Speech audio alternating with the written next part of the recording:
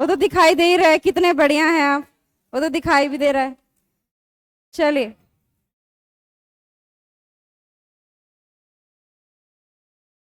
क्या सब्जेक्ट पढ़ेंगे पता है आपको? अच्छा, शेड्यूल में आ गया है बायो है। क्या कह रहे हैं? केमिस्ट्री? बायोलॉजी आती है? चलिए, हम पढ़ेंगे बायोलॉजी, जिसे हिंदी में बोलते हैं जीव विज्ञान, है ना? बाइलिंगुअल होंगे ना सभी? आप बोल रहे हैं, वहां से आवाज आ रही है। आप ही बताइए, अगर आपसे कोई पूछे सिंपली कि बायोलॉजी क्या है, ये जीव विज्ञान क्या है, तो क्या डेफिनेशन देंगे? Study of life. लाइव क्या? लाइव तो यूट्यूब पे लाइव है ना। Living beings, yes. सुनिए सिंपली, पहले तो ये देखते हैं।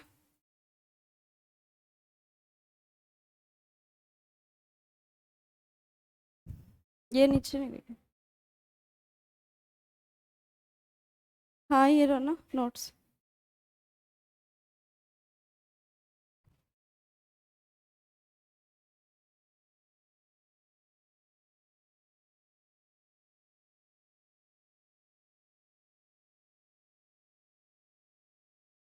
चलिए, बायोलॉजी का इंट्रोडक्शन देने से पहले मैं आपको अपना इंट्रोडक्शन दे दूं, जो आप सभी जानना चाहते हैं शायद, है ना?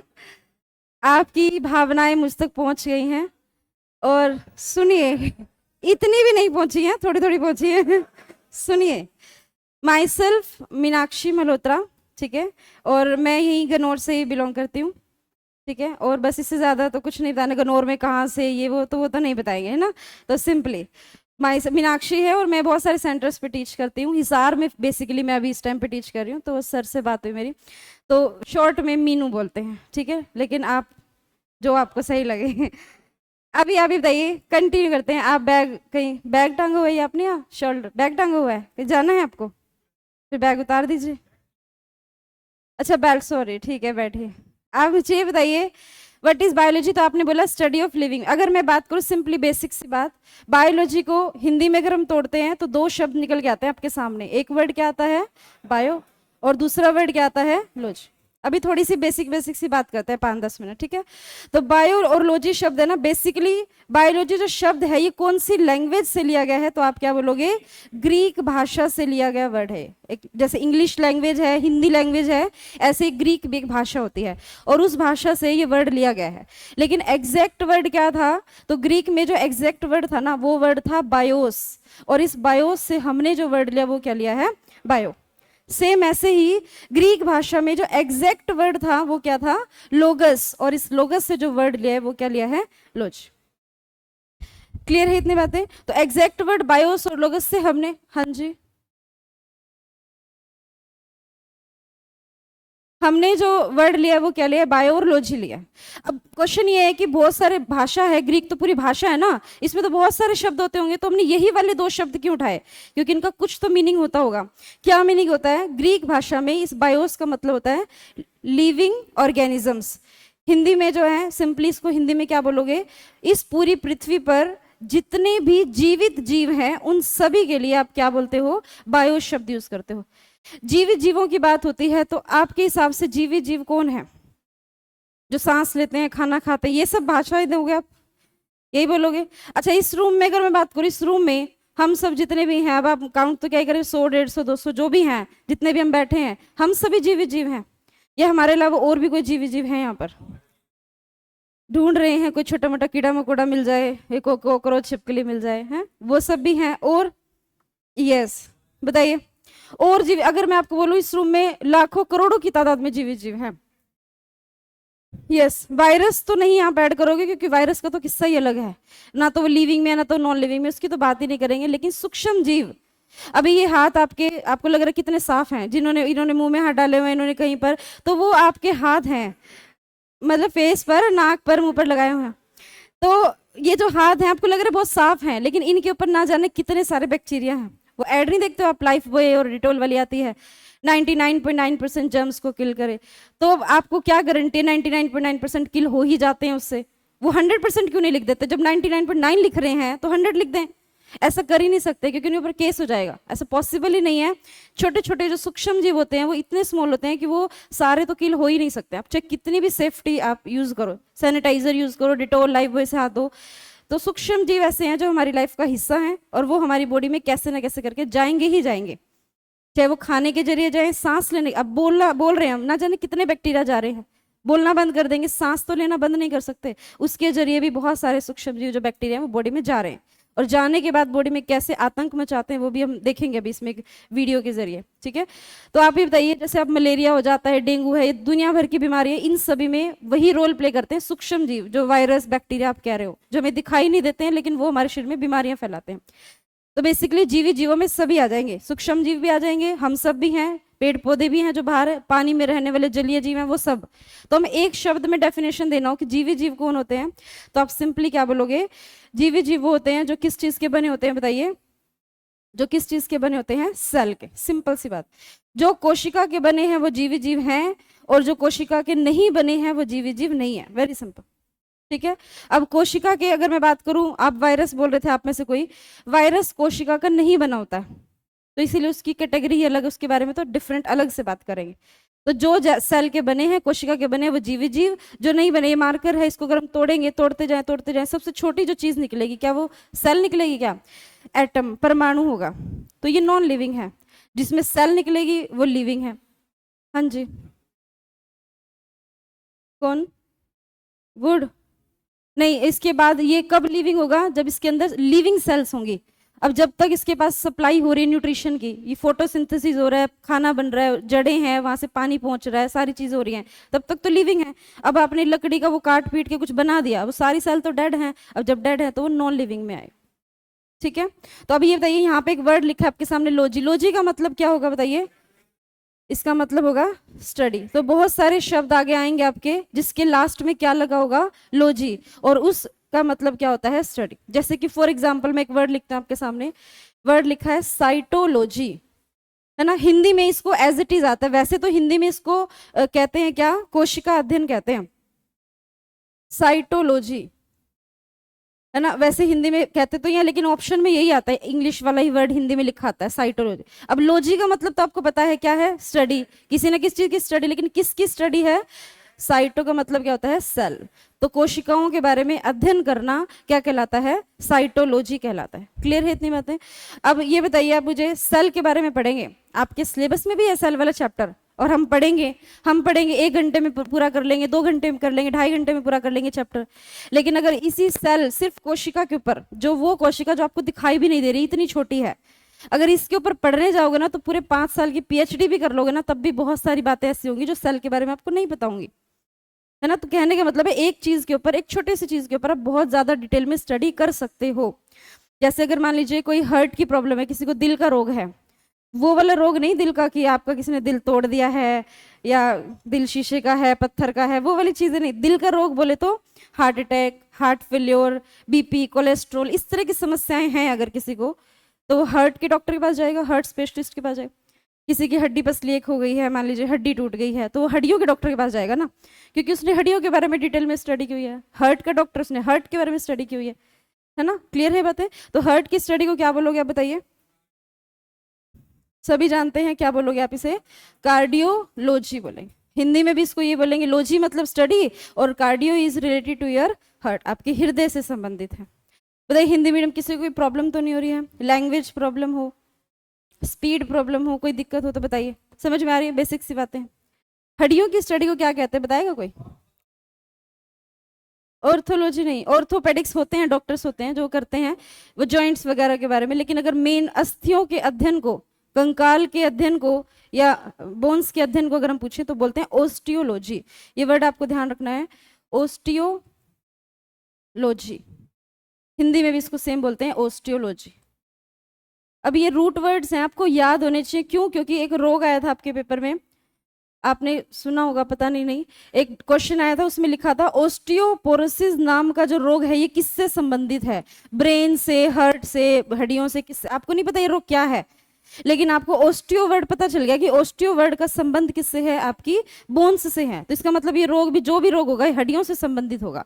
होता कि इसमें हड्डियां कमजोर हो जाती हैं, हड्डियां वैसे क्या होनी चाहिए, हार्ड होनी चाहिए, मजबूत होनी चाहिए, पर इसमें हड्डियां क्या होती है, सॉफ्ट हो जाती हैं, कमजोर हो जाती हैं, टेढ़ी मेढ़ी हो जाती हैं, इस तरह का रोग होता है। ठीक है, हिंदी में भी इसको क्या बोलते हैं, ओस्टियोपोरोसिस रोग कहते हैं। बताइए मुझे, कोई प्रॉब्लम है यहाँ तक जितनी बात हमने की है? क्लियर है सारी बातें? तो हमने क्या बात है कि हमने सिंपली बात की कि जो बायोलॉजी शब्द है ये बायो और लॉजी से मिलकर बना है, और ये जो वर्ड है ये कहाँ से लिया गया है? ग्रीक लैंग्वेज से। ग्रीक लैंग्वेज से लिया गया, और इनका मतलब क्या है ये हमने बातें की। और ये भी पूछा जाता है कि बायोलॉजी शब्द कब लिया गया और किसने लिया, पता है किसी को? लिखेंगे क्या आप? ये सब लिखना है क्या? हाँ, लिखिए फटाफट से, फिर आगे बात करते हैं।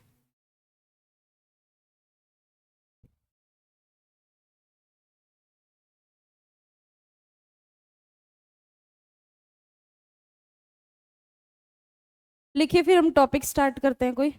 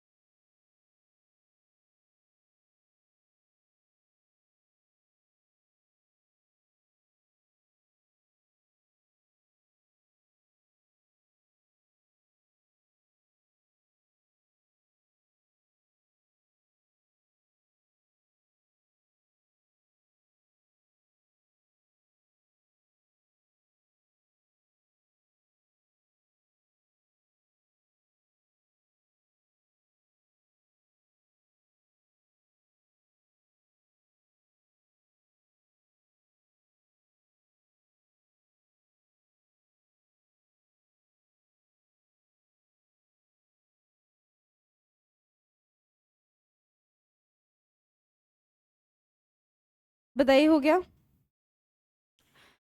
कुछ नहीं, बस आपको लिखना है ग्रीक लैंग्वेज से लेके, इसका मतलब ये होता है, ये दो तीन स्टडीज लिखी है हमने। ये किसकी स्टडी है? साइटोलॉजी सेल की। कार्डियोलॉजी किसकी स्टडी है? हार्ट की। और ऑस्टियोलॉजी किसकी स्टडी है? आपकी बोन्स की, हड्डियों की स्टडी को कहते हैं। लॉजी वर्ड है जिसके साथ, तो वो किसी ना किसी चीज की स्टडी है। और ये एक रोग है ऑस्टियोपोरोसिस नाम का, ये विटामिन डी की कमी से होता है। विटामिन डी की कमी से, और किसकी कमी से? कैल्शियम की कमी से होने वाला रोग है, जो कि हड्डियों से संबंधित रोग है।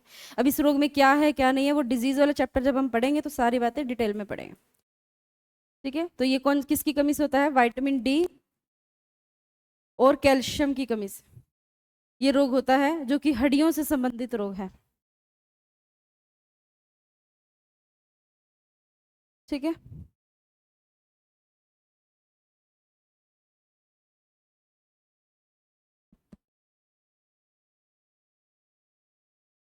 हटा दें सभी? चलिए, तो आप मुझे बताइए, जो ये शब्द है जिसको आपने लिखा है बायोलॉजी, ये कब लिया गया? तो आप बोलोगे 1803 ईस्वी में लिया गया, 1803 में। ये सिर्फ शब्द की बात करें, बायोलॉजी जो ये वर्ड है ना, ये 1803 ईस्वी में लिया गया है ये शब्द। और किसने लिया? जो एनसीईआरटी में मेंशन है वो नाम भी आपको पता होना चाहिए। किसने लिया? तो आप बोलोगे लेमार्क। यस, लेमार्क ने। और किसने लिया? ट्री ट्री विरेनस। अच्छा, नाम तो सेम ही होंगे ना, हिंदी हो या इंग्लिश हो, वही हिंदी में भी इसको क्या बोलते हैं? लेमार्क। और इसको क्या बोलेंगे? ट्री विरेनस। लेमार्क और ट्री विरेनस, इन दोनों ने मिलकर 1803 में ये शब्द दिया था, जो कि कौन सी भाषा से लिया गया है? ग्रीक से लिया गया। सिर्फ शब्द दिया था इन्होंने, ध्यान रखना। लेकिन अगर मैं बात करूं इसके फादर की, तो फादर की उपाधि तो अलग होगा। ठीक है ना, अगर किसी को फादर की उपाधि दे रहे हैं तो इट मींस कुछ तो इंपॉर्टेंट काम उसने किया होगा ना इसके अंदर। इसने तो सिर्फ नाम नाम दिया है, लेमार्क ने और ट्री विरेनस नाम के प्राणी ने। तो फादर किसको कहा जाएगा? एरिस्टोटल को। क्यों? क्योंकि उसने इस सब्जेक्ट के बारे में बहुत सारी इंफॉर्मेशन दी है, बुक्स लिखी उसने, बहुत सारी बातें बताई। तो इसीलिए इसका फादर कह देते हैं किसको? एरिस्टोटल को कहते हैं। एरिस्टोटल, जिसे आप और क्या कहते हैं प्यार से? अरस्तु के नाम से जानते हैं। हाँ, प्यार से तो आप इसको अरस्तु कहते हैं। अरस्तु को जीव विज्ञान का पिता कहा जाता है, फादर कहा जाता है। क्लियर है सारी बातें? तो अब हम कोई टॉपिक स्टार्ट कर देते हैं डायरेक्ट, है ना? तो कौन सा टॉपिक पढ़ेंगे बताओ? सेल,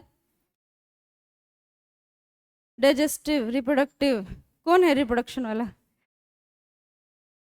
10वीं में, हाँ जी। बुक्स का नाम, इसकी इसने जो बुक लिखी थी उसका नाम था हिस्टोरिका, हिस्टोरिका एनिमेलिया नाम की एक बुक लिखी थी। और इस बुक की वजह से इसी अरस्तु का ना जूलॉजी का फादर भी कहा जाता है, जंतु विज्ञान का पिता भी कहा जाता है, फादर ऑफ जूलॉजी। 20 को कहा जाता है। जंतु विज्ञान का पिता किसे कहा जाता है? तो अरस्तु को ही कहा जाता है, क्योंकि इसने एक बुक लिखी थी हिस्टोरिका एनिमेलिया।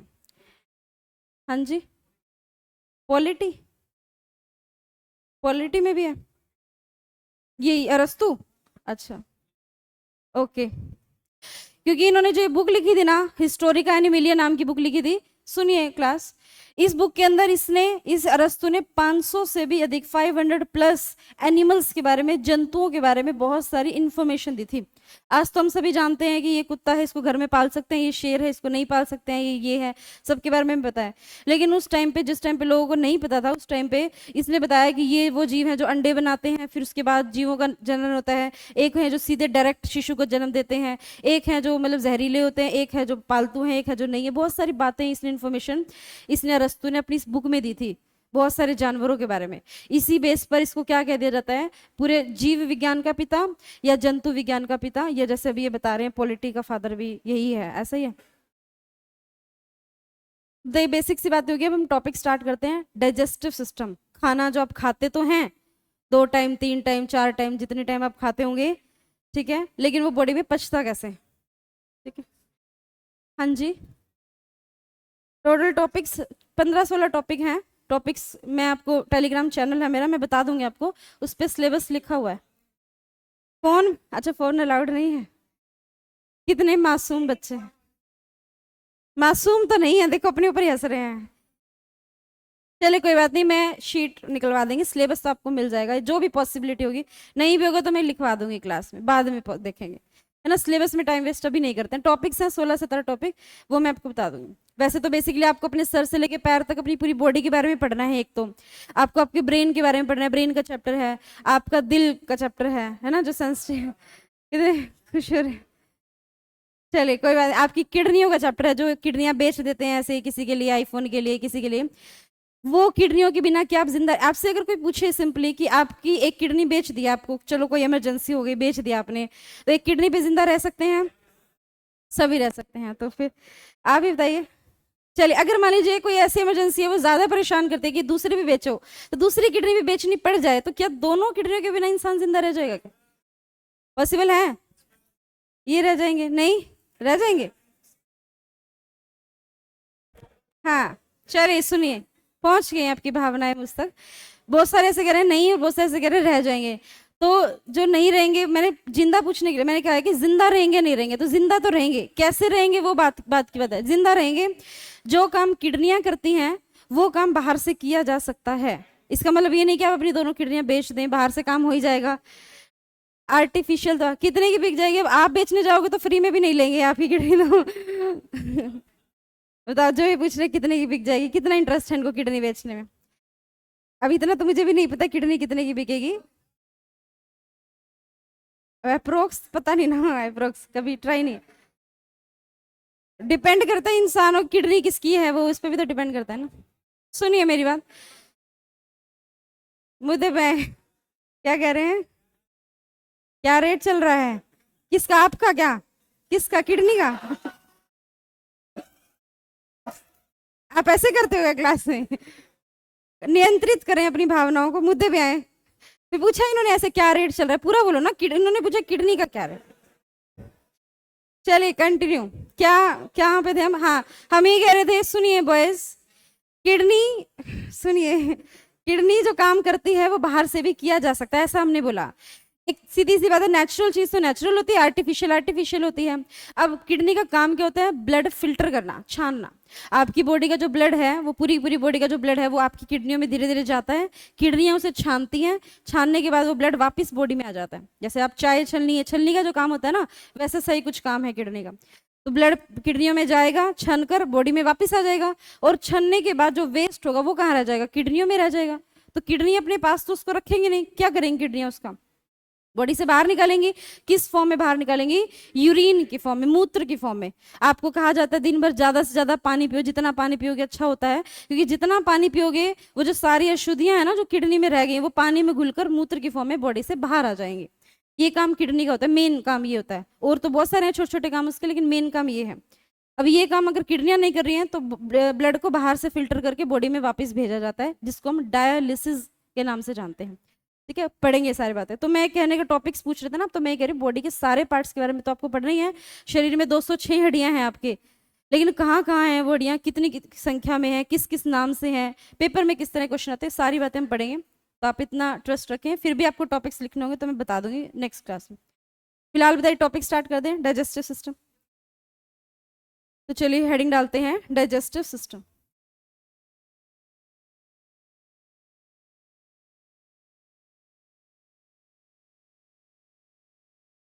हिंदी में आप इसे सिंपली क्या कहते हैं, पाचन तंत्र। नाम से क्लियर हो रहा है, खाने को पचाने का एक सिस्टम है बॉडी में। जब आप खाना खाते हैं तो बॉडी में किस किस तरह से उसका पाचन होता है वो हम जानेंगे। लेकिन क्वेश्चन ये है कि कितना समय लगता है एक टाइम के खाने को पचने में। मान लीजिए सुबह आप खाना खा गए हैं, 2 रोटी या 3 रोटी जो भी आपकी डाइट है, और साथ में एक कटोरी सब्जी, सिंपल। मैंने खाना भी इसलिए बताया क्योंकि कुछ लोग कहते हैं कि खाने पर डिपेंड करता है कितना टाइम लगेगा। खाना भी मैंने सिंपल बता दिया, दाल रोटी आपने खाई है, उसको पचने में, एक टाइम के खाने को पचने में कितना समय लगेगा? 6 घंटे, 4 घंटे, 4 से 5 घंटे, 8 से 10, और 7 घंटे, 6 घंटे, 4 घंटे। चलो मेनली जो आंसर आ रहे हैं 4 से 5 से 6 घंटे ये आ रहे हैं। एक दो हैं जिन्होंने 8-10 घंटे बोला है, इनको देखकर वो याद आ रहा है, वो ऐड नहीं आती, बंटी तेरा साबुन स्लो है क्या? ऐसा है क्या? पर टेंशन ना लो, आप बहुत नजदीक है आंसर। बहुत नजदीक भी नहीं है, मतलब आप फिर भी सही हैं। तो जो जिस पर दुनिया हंसती है ना, वो कहीं ना कहीं सही होते हैं। हाँ, तो मेजोरिटी ऑफ द पीपल जो है वो ये कह रहे हैं 4 से 5 या 6 घंटे, 7 घंटे, यही सब बोल रहे हैं। इस आप ये अपना ये दिमाग लगा रहे हो कि 4 घंटे हम खाना खाएंगे, 4 घंटे बाद, 5 घंटे बाद फिर भूख लगाती है, तो पच जाता है, तभी दूसरी बार भूख लगती है। लेकिन आप सुबह फ्रेश हो तो सुबह एक ही बार जाते हैं, यानी कि बॉडी से वेस्ट तो एक ही बार निकालते हैं। तो अगर मैं आपको बताऊं, हम जो एक टाइम का खाना खाते हैं उसको बचने में लगभग लगभग जो समय लगता है वो लगता है, कैसे उम्मीद भरी निगाहों से कौन है ये 10 मिनट वाला जो 10 मिनट में खाकर बाहर निकाल। आंसर आया है, किसका है? 10 मिनट में कह रहे हैं। हाँ, कह रहे हैं 40 मिनट तो मैं खाने में लगाता हूँ, 10 मिनट में बाहर निकाल देते हैं। चलिए, आप लोगों से पूछना बेवकूफ़ी है, मैं बता ही देती हूँ आपको। खाने को बचने में लगभग लगभग क्या लगते हैं, 18 से 20 घंटे लगते हैं। एक टाइम के खाने की बात कर रहे हैं। मेरी तरफ में देखो, मेरी मेरी उससे नहीं लगता है, मतलब सभी के लिए, ये सभी के लिए 18 से 20 घंटे। नहीं, कौन सी किताब में लिखा है? मैं बताती हूँ आपको, सुनिए, मैं बता, बहुत स्लो है। आप देखो ना, आप तो 10 घंटे में थे, तो 20 घंटे, डबल टाइम लगता है। कैसे लगता है, कहाँ कहाँ लगता है, सारी बातें हम पढ़ेंगे। बताइए, भूख लगाती है दोबारा से। यस, एग्जैक्टली, बिल्कुल सही। आपके आमाशय में ही 3 से 4 घंटे तो वहीं पे रुकता है वो। फिर आगे भी छोटी आंत में भी जाना, बड़ी आंत में भी जाना, तो उस पूरे प्रोसेस में टाइम लगता है। कैसे टाइम लगता है वो सारी बातें हम पढ़ेंगे, आपके डाउट सारे क्लियर होंगे। बताइए, करें स्टार्ट। तो हमने ये कहा खाने को बचने में 18 से 20 घंटे लगते हैं। कैसे कैसे लगते हैं तो जानने के लिए देखते रहिए पूरा एपिसोड, तो उसमें आपको सारी बातें समझ में आ जाएंगी। ठीक है, हाँ। तो आप इसके अलावा, अब हम इसमें जो पूरे चैप्टर में पढ़ेंगे ना, हम एक ही पाइप के बारे में पढ़ेंगे। वो पाइप जहाँ से खाना आपका जाता है और बॉडी से वेस्ट बाहर आ जाता है, वो पूरी की पूरी जो कंप्लीट पाइप है ना, उस पूरी पाइप को आप इंग्लिश में क्या कहते हैं, हिंदी में आप उसे कहते हैं आहार नाल। यस, इंग्लिश में आप क्या कहते हैं, एलिमेंट्री कैनाल। ये पूरी की पूरी वो पाइप है जिससे खाना आपका बॉडी में एंटर करता है, यहाँ से खाना जाता है और बॉडी से वेस्ट क्या हो जाता है, बाहर आ जाता है। वो पूरी पाइप है। इसके अंदर आपकी फूड पाइप, जो फूड पाइप है, आपका आमाशय है, स्टमक, छोटी आंत, बड़ी आंत, सब कुछ आ जाता है इसी पाइप के अंदर। ठीक है, इस पूरी पाइप की अगर आपसे लंबाई पूछ ली जाए तो कितनी होती है? सोच समझ के आंसर देना आप। 5 क्या किलोमीटर? हाँ, मीटर। कितने? 5 मीटर। 8 से 10 मीटर, ठीक है। 12, 150 मीटर। किसकी है ये 150 मीटर है भाई? 25 से 30, क्या आगे पूरा बोलो ना यूनिट फिर। 8 से 9 मीटर। बाकी ऐसे सोच रहे के बरामने खाना तो मतलब है, खाने के लेना देना है, कितनी पाइप है, क्या है ना, ऐसा, ऐसी फीलिंग्स आ रही है। चले सुनिए, इसकी जो लंबाई होती है वो लगभग, जो इन्होंने बताया सही है, मोस्टली 9 to 10 मीटर। मीटर्स में अगर आपसे पूछता है तो 9 से 10, मुझे नहीं पता 150 मीटर वाला इंसान कैसे यहाँ पर बैठा है 150 मीटर लंबी पाइप लेकर। लेकिन एक्चुअली में इसकी लंबाई कितनी होती है? 9 से 10 मीटर होते हैं। लेकिन हाँ, फीट में भी पूछा जाता है। फीट में जैसे हम अपनी बात करें तो हमारा जैसे हाइट होती है तो लगभग 5 से 6 फीट के बीच में ही होती है सभी की, किसी की 5.5 है, किसी की 6 है, किसी की 5 है। तो इसकी लंबाई लगभग कितनी होगी? हाँ, कुछ लोग ऐसे हैं, ऐसे नाप कर देते 2 बिलान 3 बिलान ऐसा बोलते हैं। तो ऐसे नहीं, छोटियां तो आपकी पूरी कॉइल की फॉर्म में पूरी पैक होती है ना आपकी बॉडी में। तो ये अगर फीट में लिखोगे तो इसी को ये आप लिख सकते हैं लगभग 33 फीट, 30 से 33 फीट आप लिख सकते हैं। और ये हम एग्जैक्ट क्यों नहीं लिख रहे हैं? क्योंकि वेरी करती है, किसी की हाइट 4 फुट है, एक की 6 फुट है, तो ऑब्वियस सी बात है उसमें फर्क तो होगा ही ना लंबाई में। तो लगभग 33 फीट के आसपास। और ये क्या होगी? मीटर में लिखोगे तो 9 से 10 मीटर, ये इसकी लंबाई है। ठीक है। और एक टाइम के खाने को बचने में लगभग 18 से 20 घंटे लगते हैं। तो अब वो देखते हैं कि पाइप कहाँ से शुरू होती है। पहले एक बार हम नाम नाम लिखेंगे, आपका खाना कैसे आपकी बॉडी में कैसे कैसे जाता है, पूरे एक बार पार्ट्स के नाम लिख लेते हैं, फिर उनके बारे में हम काम जानेंगे। तो आपकी एलिमेंट्री कैनाल कहाँ से शुरू होती है? तो आपके माउथ से। आप खाना एंटर करते हैं माउथ से करते हैं। तो हिंदी में, इंग्लिश में तो आप इसे बोलते हैं माउथ कैविटी। Mouth cavity. और हिंदी में आप इसे क्या बोलेंगे? सिंपली मुख गुहा। खाना जो आपका एंटर करता है वो आपके मुख गुहा में एंटर करता है। ठीक है। और माउथ से होते हुए खाना फिर कहाँ एंटर करेगा बताइए? कहाँ पर एंटर करेगा? आप जब आपने माउथ में खाना एक बाइट आपने तोड़ी, आपने इसको अपने माउथ में डाला, आपके दांतों ने उसको अच्छे से चबाया, और उसमें साथ साथ क्या मिक्स हो गई? आपकी लार। लार मिक्स हो गई, सलाइवा मिक्स हो गई। वो खाना क्या हो गया? सॉफ्ट सा हो गया। अब वो खाना जब सॉफ्ट हो गया तो आपने उसको निगला, और जब आप उसको निगलोगे तो फिर वो आपके गले में कहाँ जाएगा? हाँ, फूड पाइप में जाएगा। लेकिन फूड पाइप में जाने से पहले सुनिए, फूड पाइप में जाने से पहले एक छोटा सा पार्ट होता है आपके गले में, है ना, उसका नाम लिखते हैं। पहले आप ये बताओ, आपके गले में पाइप कितनी होती है? 2।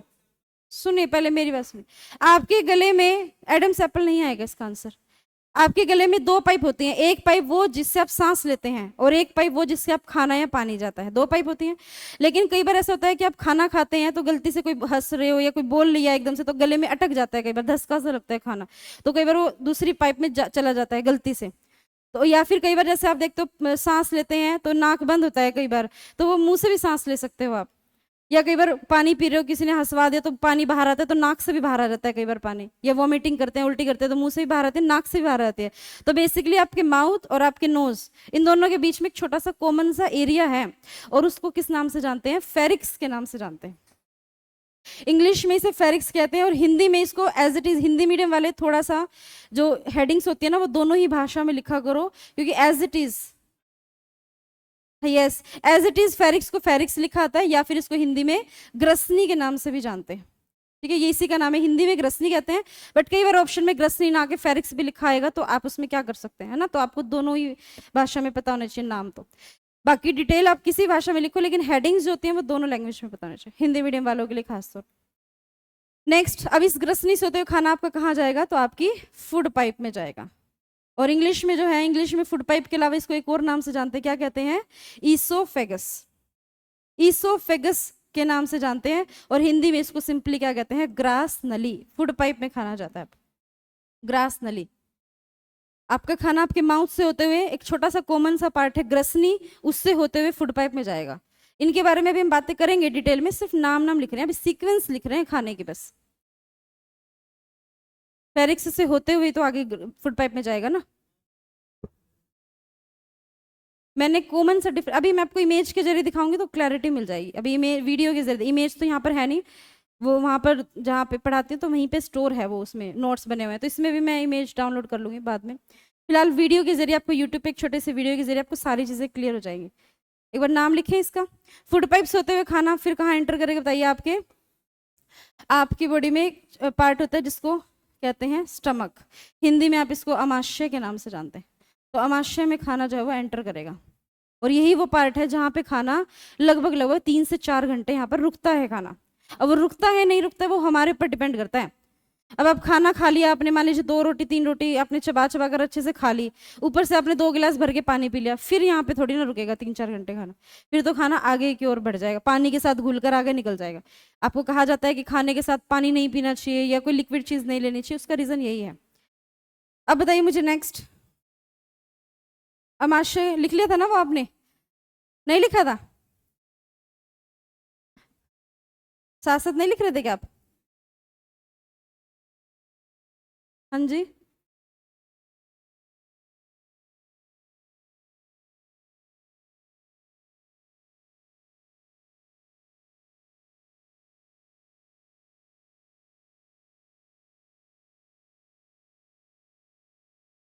बताइए, आमाशय से होते हुए खाना फिर कहाँ जाएगा आपकी? छोटे हाथ में, लीवर में, पेनक्रियाज में नहीं जाएगा? पहले लीवर में जाएगा, पहले पेनक्रियाज में? नन ऑफ द वो। क्या हो गया? HCl में ब्रेकडाउन होगा, हाँ वो यहीं पर होगा, इसी आमाशय में, इसी के अंदर ही होगा वो HCl में ब्रेकडाउन। चले आगे, ये नाम नाम तब साथ साथ लिख ही लेते हैं। फर्स्ट बैठे हैं जो ये चेयर पे, हो गया? चलिए 5th नंबर पे, आमाशय से होते हुए खाना आपका कहाँ एंटर करेगा? तो आप बोलेंगे स्मॉल इंटेस्टाइन में, छोटी आंत में। छोटी आंत कहने को छोटी है, लेकिन एक्चुअली में क्या ये छोटी होती है क्या? इसकी लंबाई क्या होती है? ज्यादा बड़ी होती है ये। छोटी आंत में जाएगा, और छोटी आंत से होते हुए फिर खाना कहाँ जाएगा आपकी? बड़ी आंत में, लार्ज इंटेस्टाइन में। अच्छा, छोटी आंत के भी कितने भाग होते हैं? फर्दर छोटी आंत के भी 3 पार्ट्स होते हैं, 3 भाग होते हैं। कौन कौन से होते हैं वो हम देखेंगे। छोटी आंत के 3 भाग होते हैं। एक होता है सबसे पहला भाग छोटी आंत का, इलियम नहीं, छोटी आंत का सबसे पहला भाग ड्यूडेनम। ड्यूडेनम, हिंदी में इसे ड्यूडेनम के अलावा और क्या कहते हैं? ग्रहणी भी कह देते हैं। दूसरा जो इसका भाग होता है वो होता है जेजुनम। इसी सीक्वेंस में याद रखना है, पहला ड्यूडेनम, फिर जेजुनम और फिर इलियम। क्या आपने सुने हुए ये नाम पहले सभी ने? तीसरा जो इसका पार्ट होता है वो होता है इलियम। आप किससे पहले एक बार भी नहीं बायो की क्लास हुई हुई है क्या? नहीं, फर्स्ट क्लास केमिस्ट्री भी नहीं हुई आपकी? वो आप बताएंगे ना, आपको पढ़ना है नहीं पढ़ना है? आ रहा है समझ में सभी को? क्या कवा है? क्या कह रहे हो?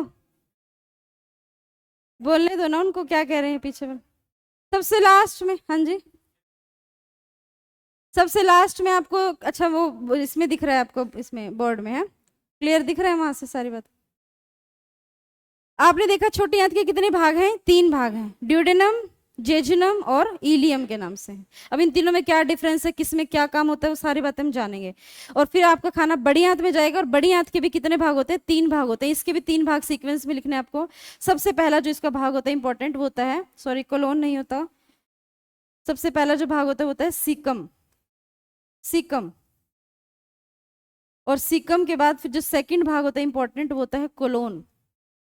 बड़ी आंत के 3 भाग होते हैं, पहला भाग जो होता है वो सीकम कहलाता है, दूसरा भाग कोलोन कहलाता है, और तीसरा जो भाग होता है वो क्या कहलाता है? रेक्टम के नाम से जानते हैं। हिंदी में इसको मलाशय कहते हैं, जहाँ पे सारा का सारा वेस्ट क्या होता है? स्टोर होता है कुछ टाइम के लिए। मलाशय में मल की फॉर्म में जो वेस्ट होता है बॉडी का, वो क्या हो जाता है? वहां पर स्टोर हो जाता है। और फिर फाइनली एनस, यानी कि गुदा के द्वारा इस वेस्ट को बॉडी से क्या कर दिया जाता है? एक्सक्रीट आउट कर दिया जाता है। शरीर से इस वेस्ट को बॉडी से बाहर निकाल दिया जाता है। ये आपकी वो पूरी पूरी आहार नाल है जो आपने स्टार्टिंग में लिखी थी ना, आहार नाल, जिसकी लंबाई आप कह रहे हैं 9 से 10 मीटर है, 33 फीट है। वो शुरू कहाँ से होती है? आपके माउथ से, और खत्म कहाँ पर जाकर होती है? एनस, यानी कि गुदा तक खत्म होती है। तो इस कंप्लीट पाइप को आप आपको पढ़ना पूरे चैप्टर में क्या है वो ये पढ़ा है अभी तुमने, अभी शुरू तो अब करेंगे हम। अभी तुमने ये देखा है कि इस चैप्टर में हमें पढ़ना क्या क्या है। हाँ, इंट्रोडक्शन है ये तो एक तरीके से।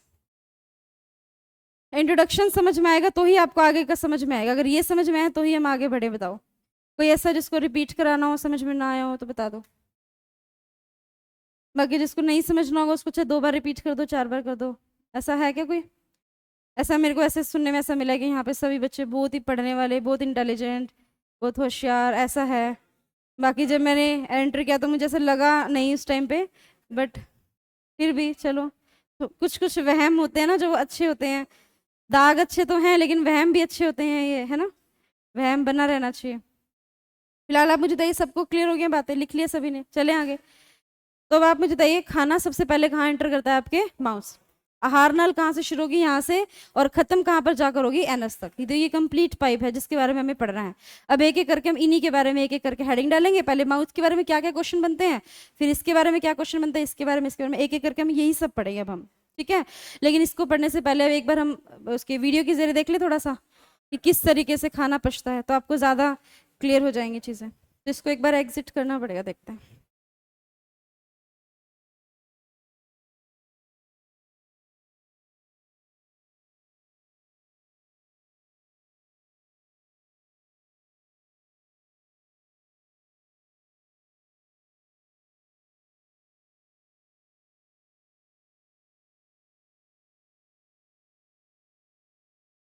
इसमें हाँ जी,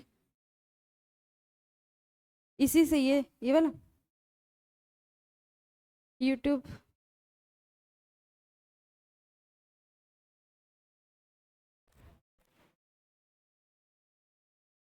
अच्छा, माइक में बोल दें, वैसे नहीं, लिखना भी तो आता। ये रहा ना यूट्यूब, यहीं से देख लेते। नहीं, मूवी देखनी है, क्या आ गए भोजपुरी, खुश हो गए हैं हाँ जी, ये इसमें वो नहीं होता क्या, डाल देते हैं डाइजेस्टिव सिस्टम वीडियो। क्या? अच्छा रुको तो, आप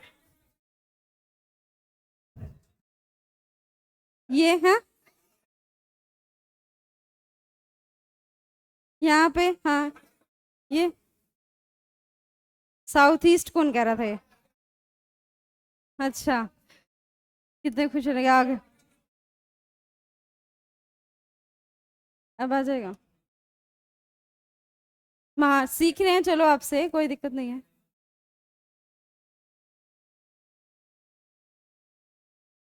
क्या कह रहे हैं, बढ़िया से चला देना कोई है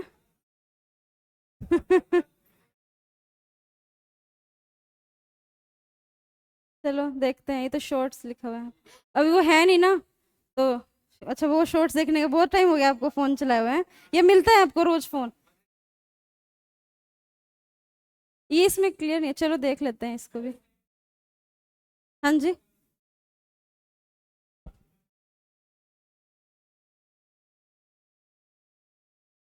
720 तो है।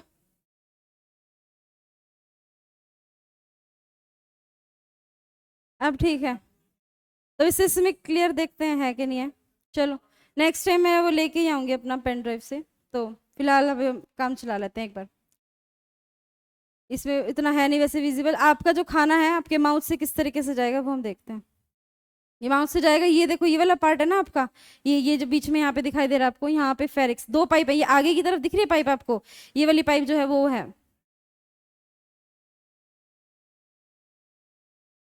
चलने दो, तो इसमें क्लियर भी तो नहीं है। ये देखो आपकी ये फूड पाइप है, फूड पाइप से होते हुए खाना, ये जे शेप का क्या बना हुआ है, स्टमक बना हुआ है, इस अमाशय में खाना जाएगा, और अमाशय में खाना कितने टाइम तक स्टे करता है, 3 से 4 घंटे, लगभग 3 घंटे। और आपको ये भी बोला जाता है कि खाना खाने के बाद थोड़ी देर वॉक करना चाहिए, ऐसा बोला जाता है, खाना खाते हो तो 10-15 मिनट वॉक करके आना चाहिए, ऐसा क्यों? क्योंकि जब आप मूव करते हो तो खाना, जब इसमें आमाशय में रखा हुआ है, तो जब आप मूव करते हो तो खाना क्या होगा, उसमें अच्छे से मिक्स हो जाएगा। अगर आप मूव ही नहीं करते हो तो क्या, ये देखो ये ना आमाशय, आपने एक बाइट तोड़ी, निकली यहाँ पर आ गई वो बाइट, दूसरी बाइट तोड़ी यहाँ पर, जब तक आपने पूरा खाना फिनिश किया ना, वो सारा खाना यहाँ पर आमाशय में आ गया, इकट्ठा हो गया। तो अमाशय में जब वो खाना यहाँ पर रुक गया है, अमाशय में यहाँ पर, तो जब यहाँ पे सारा खाना आ गया, तो इसकी दीवारों से क्या निकलता है, आपने बताया था अभी, कौन सा एसिड, HCl, एसिड निकलता है। अब खाना जो दीवारों के पास जो है ना, उसमें तो बहुत ज्यादा एसिड मिक्स हो जाएगा, और जो इस तरफ होगा खाना, उसमें एसिड अच्छे से मिक्स नहीं हो पाएगा। तो जैसे आप सिंपल एग्जाम्पल हो, घरों में सब्जी बनाते हैं, सूखी सब्जी बनाते हैं, जैसे मान लीजिए इनकी फेवरेट सब्जी आलू बैंगन की सब्जी है, इनकी फेवरेट, आलू पनीर, आलू गोभी, अपनी अपनी शक्ल जैसी बातें ना करें, सुनिए मेरी बात, जो भी फेवरेट सब्जी है ना, तो आप इधर देखिए सामने, बुरा तो नहीं मानेंगे आप मेरी किसी बात का? मान भी लोगे तो क्या करोगे, मान लेना बहुत राजी हो रहे हैं सुनिए मेरी बात, ज्यादा खुश ना हो। हाँ, गलत कहा कि मैंने कुछ? कोई बुरा माने सो बार, हमने कोई गलत थोड़ी ना बोला, सिंपली बात कह रहे हैं कि जब आप सब्जी बनाते हैं, सुनिए मेरी बात, तो आप उसमें अपने मसाले वसाले या सब्जी डाल दी और आपने इसको ढक के रख दिया कढ़ाई पे, और फिर आप 1 घंटे तक आप उसको चेक ही नहीं कर रहे हैं, 1 घंटे बाद आप आए और गैस ऑफ कर दिया आपने, तो क्या वो सब्जी अच्छे से पक जाएगी? नहीं, क्योंकि वो सब्जी को आपको बीच बीच में थोड़ी थोड़ी देर बाद चलाना पड़ता है। क्यों? क्योंकि अगर ऐसा नहीं करेंगे तो नीचे से तो सारी सब्जी जल जाएगी और ऊपर से क्या रह जाएगी? कच्ची रह जाएगी। तो ऐसे ही सेम इसमें होता है, जब खाना यहाँ पे आया तो यहाँ तो सारा बहुत ज्यादा एसिड मिक्स हो जाएगा और उधर वाले खाने के अंदर तो एसिड मिक्स ही नहीं हो पाएगा। तो इसके लिए हमें वॉक करना चाहिए, वॉक करेंगे तो बॉडी में मूवमेंट होगी, स्पीड से वॉक करना चाहिए, तो उसमें मूवमेंट होगी तो ये खाना और एसिड क्या होगा? अच्छे से मिक्स होगा, और जितना अच्छे से यहाँ पे मिक्स होगा उतना ही अच्छे से खाने का क्या होगा? पाचन होगा। क्लियर है? जो खाने का पाचन यहाँ पर हो सकता है वो आगे कहीं पर भी नहीं होगा। जैसे सेम अगर मैं बात करूं, आप जब खाना खाते चबाते हो तो आपको कहा जाता है 32 बार चबाओ, इतनी बार, क्योंकि जो काम आपके दांतों का है ना चबाने का, वो सिर्फ वहीं पे हो सकता है, आगे बॉडी में वो काम कहीं नहीं होगा। तो हर एक पार्ट में अपना अपना काम अच्छे से हो जाए तभी खाने का पाचन क्या होगा? अच्छे से होगा। क्लियर है सारी बातें? तो इसमें उतना ज्यादा है नहीं क्लियर। ये आपकी छोटी आंत है ना, इसकी क्या होती है? आपकी पूरी की पूरी पैक होती है फुल्ली। तो ये हम पढ़ेंगे अब अगली क्लास तक, इतने में देख लूंगी वीडियो। फिलहाल हम नोट्स पे चलते हैं वापस, क्योंकि इसमें क्लियर तो है नहीं। और कुछ चला था?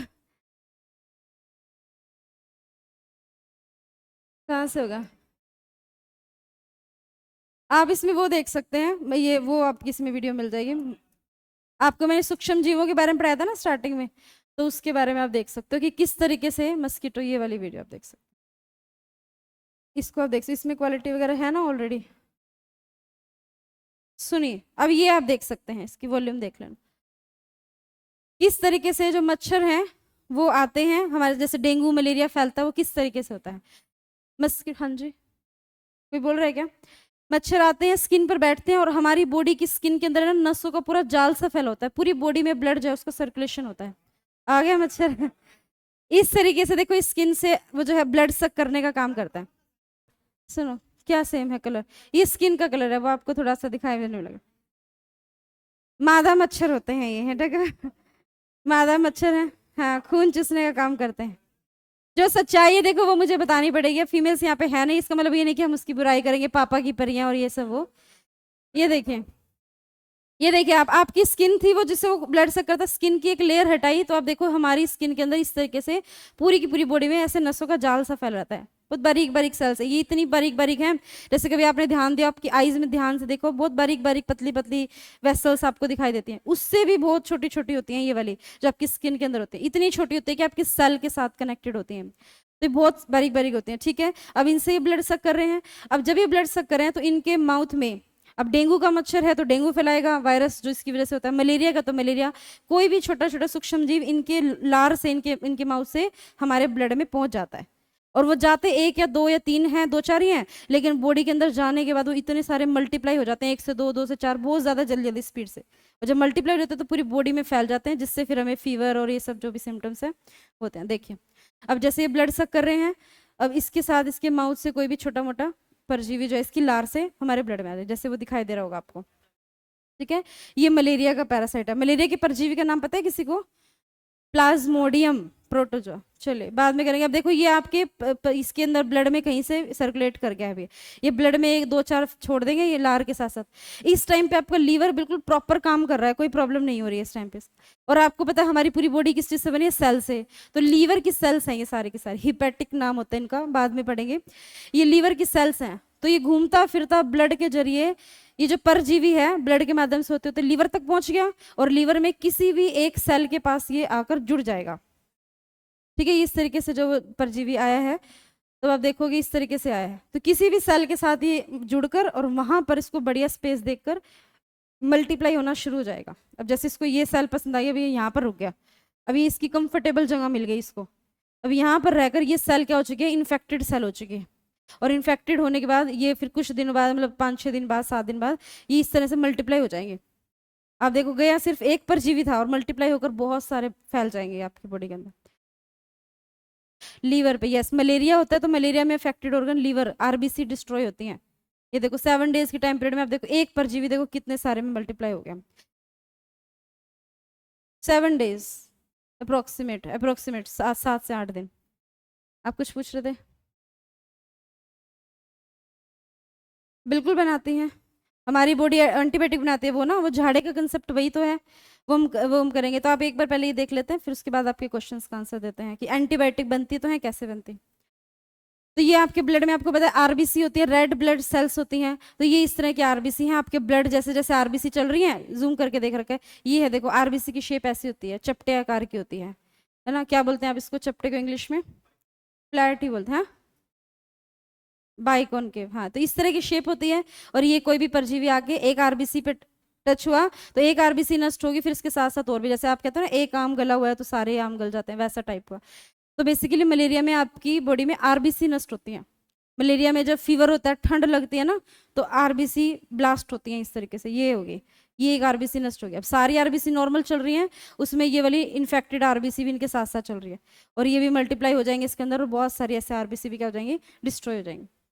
बताइए क्या समझ में आया आपको।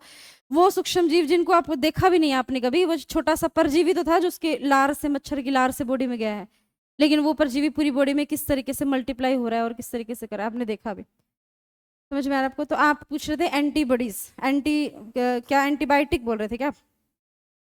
कुछ नहीं बोल रहे थे, क्वेश्चन था ना, किसका था, आपका था, आपका क्या बनाती है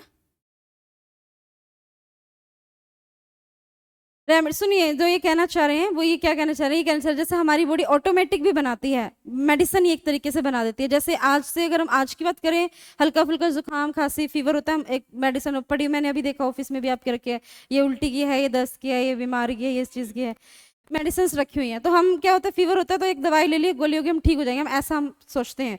जबकि आज से अगर हम 10 साल 12 साल पहले की बात करें, तो लोग पहले वाले क्या होते थे, फीवर होता था लेकिन मेडिसिन वगैरह इतनी नहीं होती थी। 15-20 साल हम पहले की बात करें तो नॉर्मली 2-3 दिन में अपने आप ही ठीक हो जाते थे, नॉर्मल खाना खाते थे अपने आप ठीक हो जाते थे। क्यों? क्योंकि बॉडी के अंदर जैसे ही आपके अंदर ये सारा हुआ ना, इतने सारे सूक्ष्म जीव फैल गए बॉडी के अंदर, तो वो क्या होंगे, बॉडी का टेम्परेचर बढ़ जाता है ऑटोमेटिक। हमारे ब्रेन को पता है कि बॉडी के अंदर इस तरीके से इतने सारे सूक्ष्म जीवों ने आतंक मचाया हुआ, पूरे ब्लड की सेल्स को नष्ट कर रहे हैं, इतना बुरा हाल कर रहे हैं, लीवर को खराब कर रहे हैं। तो ब्रेन क्या करता है, बॉडी में सिग्नल भेजता है और बॉडी का टेम्परेचर बढ़ा देता है। आप देखते हो 99 100 डिग्री पे, 103 डिग्री पे बुखार हो गया, 104 पे हो गया। क्या मतलब उसका 104 डिग्री पे होने का, कि जो ये बैक्टीरिया है ना, इनको काम करने के लिए परफेक्ट एनवायरनमेंट मिला हुआ हमारे शरीर में। आप समझ पा रहे हैं ना, बोर तो नहीं हो रहे हैं?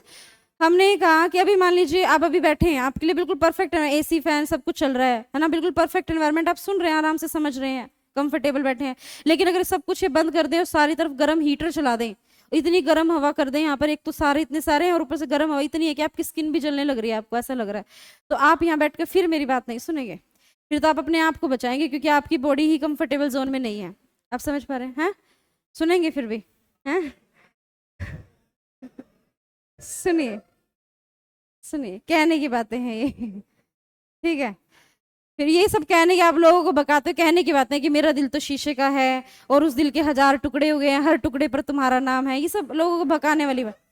ऐसा एक्चुअली में होता है शीशे का, हंस क्या रहे हैं, ये इसी तरह के होते हैं देवदास। फिर जब दिल टूट जाता है, जो तालियां बजा रहे हैं, फिर यही बोलते हैं कि हमारा दिल तो पत्थर का हो गया, अब कोई आए कोई जाए फर्क नहीं पड़ता है, फिर ऐसे ही होते हैं। तो ये सब कहने की बातें हैं, बहुत सारे आप लोग ही भगाते हैं लोगों को। साइंस पढ़ी हो तो आप ऐसी बातें ना करें, आप ही कहते हैं कि मेरा दिल तो तुम्हारे लिए धड़कता है। अब आपका दिल किसी और के लिए धड़केगा तो आप जिंदा कैसे रहेंगे, सीधी सी बात है। तो वो बहुत सारे और बहुत इनकी तरह ही प्राणी है जो तालियां बजा रहे हैं, दिल बनाकर उसके अंदर तीर मार देते हैं एक, और फिर लिखते हैं उससे दिल में छेद भी हो सकता है। तो आप पता नहीं कैसी बातें करते हैं।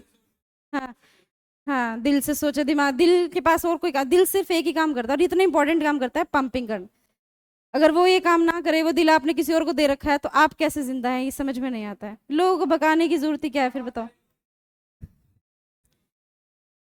तो मैं ये कहना चाह रही थी कि जैसे जैसे आपकी जो बॉडी है ना, आपकी बॉडी वो क्या करती है, आपकी बॉडी जहर भी बना देती है, मेडिसिन भी बना देती है, लेकिन वो साइकोलॉजी है, साइकोलॉजी का है ये कंसेप्ट, वो हम पढ़ेंगे साइकोलॉजी का। तो साइकोलॉजी में आपने देखा होगा, आपने एक ऐसा किस्सा सुना है कि अमेरिका में, यूएसए में एक एक्सपेरिमेंट किया गया था, और उस एक्सपेरिमेंट में मतलब बहुत सारी चीजें पता चली। हमारा ब्रेन, जो ये ब्रेन है ना, ब्रेन ये इतनी कॉम्प्लिकेटेड, इतनी जटिल मशीन है, आप और मैं तो बहुत दूर की बात है, जो साइंटिस्ट, जो मेन स्पेशलिस्ट हैं, वो भी इनके बारे में ऐसी सी बातें नहीं जान पाए आज तक कि ब्रेन कर क्या सकता है। बॉडी के हर पार्ट को ट्रांसप्लांट किया जा सकता है, किसी का ब्रेन किसी दूसरे ब्रेन में जो है बॉडी में फिट नहीं किया जा सकता। तो वो सारी बहुत सारी बातें हैं जानने के लिए, लेकिन एक सीक्वेंस में धीरे धीरे समझेंगे। तो आपने बोला किसी ने एंटीबायोटिक, तो बॉडी बिल्कुल बॉडी खुद से दवाई बना सकती है, लेकिन उसके लिए आपके ब्रेन के पास उतनी पावर होनी चाहिए। जैसे आप लोग झाड़े में विश्वास करते हैं, जरा सा कुछ हो झाड़ा लगवा लेते हैं, और इंडिया में तो बहुत ज्यादा है। तो क्या लगता है आपको, झाड़े से लोग ठीक कैसे हो जाते होंगे? वायरस?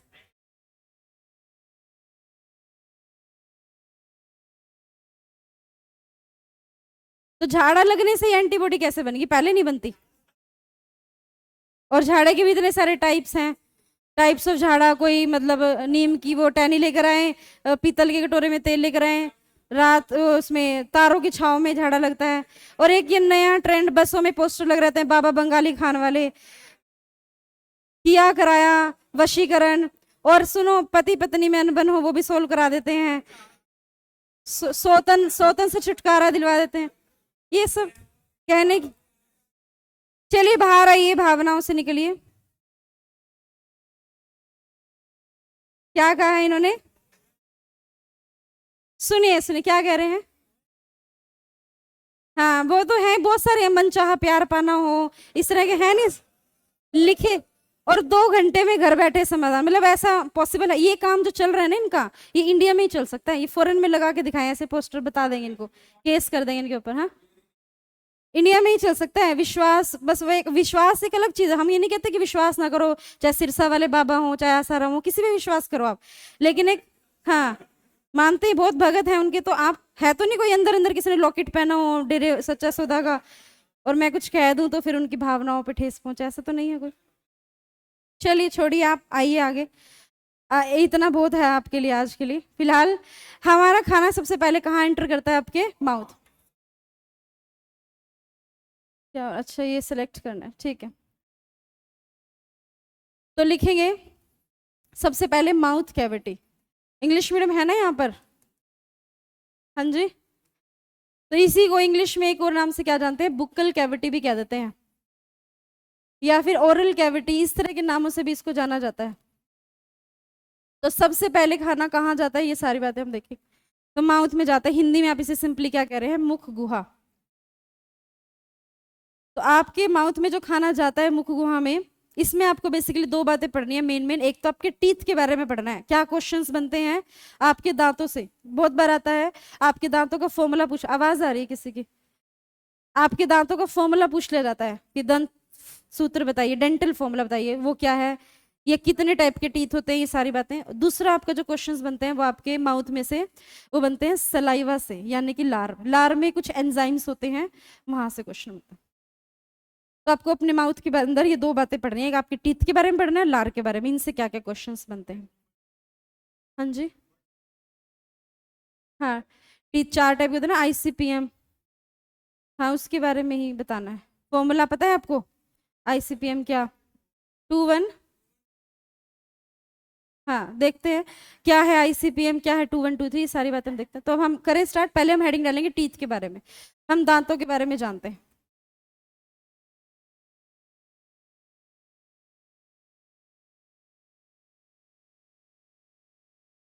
टीथ के बारे में देखते हैं हमारे क्या क्वेश्चन बनते हैं। बताइए मुझे, टीथ का जो है आपसे सबसे पहला क्वेश्चन, जहाँ पे स्टार या डबल टिक मिल जाएगा ना, इसका मतलब प्रीवियस ईयर में रिपीटेड क्वेश्चन होगा कहीं ना कहीं, ठीक है? आपको जहाँ भी मिलेगा पूरी क्लास। टीथ जो है वो आपके 4 ऑप्शन आते हैं कि ह्यूमन टीथ, मनुष्य के जो दांत होते हैं वो कैसी प्रवृत्ति के होते हैं। ऑप्शन आता है डाइफोडेंट, ट्राइफोडेंट, हिट्रोफोडेंट, इस तरह के ऑप्शन आते हैं। तो आपको इसमें सीधा एक ही वर्ड याद रखना है, वो क्या होता है? डाइफोडेंट। क्या मतलब होता है डाइफोडेंट का, वो देखते हैं। लेकिन हिंदी में भी आप इसको सिंपली क्या आता है आपका? डाइफोडेंट। ह्यूमन जो टीथ होते हैं वो डाइफोडेंट होते हैं। क्या मतलब होता है डाइफोडेंट का? फोडेंट का मतलब होता है टीथ, और डाई का मतलब होता है 2। इसका मतलब होता है, डाइफोडेंट का मतलब होता है 2 बार उगने वाले। मनुष्य के जो दांत है 2 बार उगते हैं, एक बार दूध के दांत होते हैं और एक बार परमानेंट टीथ होते हैं। तो डाइफोडेंट का मतलब है 2 बार उगने वाले, तो 2 बार उगते हैं। एक बार जो होते हैं जिसको आप सिंपली क्या कहते हैं? मिल्क टीथ कहते हैं, दूध के दांत सिंपली। और मिल्क टीथ के हिंदी में आप लिख लो ना, दूध के दांत कहते हैं। और दूसरा सिंपली आप इसको क्या बोल सकते हैं? टेम्परेरी टीथ होते हैं। टेम्परेरी बोले तो हिंदी में आप बोलते हैं इसको अस्थाई दांत होते हैं। अस्थाई यानी कि जो फिक्स यानी कि परमानेंट नहीं होते हैं, कुछ टाइम के लिए होते हैं, तो इसीलिए हम इनको क्या बोलते हैं? अस्थाई दांत कहते हैं। ठीक है। और जो दूसरे बाद में आते हैं वो कौन से होते हैं? परमानेंट टीथ होते हैं। तो दो बार उगते हैं, इसलिए इसको डाइफोडेंट कहते हैं। एक बार टेम्परेरी टीथ होते हैं और दूसरी बार परमानेंट यानी कि स्थायी दांत होते हैं। तो आप में से कौन मुझे बताएगा कि परमानेंट टीथ जो होते हैं इनकी संख्या कितनी होती है? परमानेंट टीथ की संख्या जो होती है वो कितनी होती है? किसके हैं 20 या 30? 32 दांत होते हैं, तो सभी को पता है।